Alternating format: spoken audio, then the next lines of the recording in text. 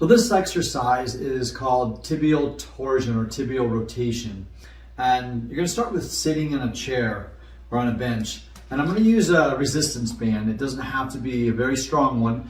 The flatter ones are typically better. But what you're going to do with that resistance band, you're going to place it on the floor. We'll work on the left leg. I'm going to put my foot on just the edge of it. The ball of my foot goes right on the edge of that resistance band, and I want to put a little tension. I don't have to pull it hard, but the goal here is just to put enough tension so that if my foot rolls off of it, it pops up. That's all I'm doing. I'm not putting a ton of resistance in it, so I don't have to pull my arm way out here. Just a little resistance on the band.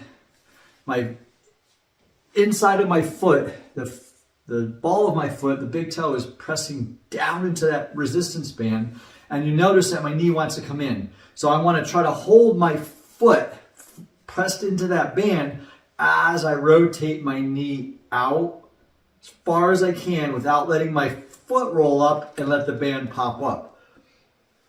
So put the band underneath the ball or toe, big toe of my foot, put a little resistance on it, and then push my knee out and then let it come back in. Push it out and let it come back in.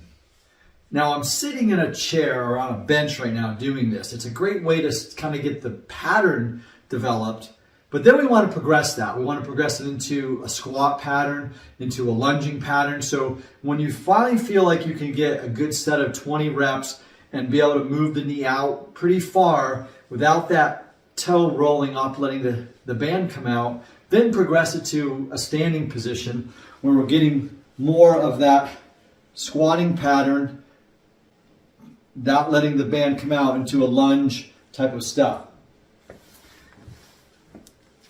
3 sets of 20 on both sides. Notice if one side feels harder than the other. I'll do it on the opposite side. Under the ball of my foot, put some resistance on that band, and then just externally rotate the femur as I keep that foot flat on the floor. What this is actually producing is tibial rotation or internal rotation of the tibia as we get into a flexion knee position. Internal rotation of the tibia for flexion, external rotation of the tibia for extension, which is the screw home mechanism.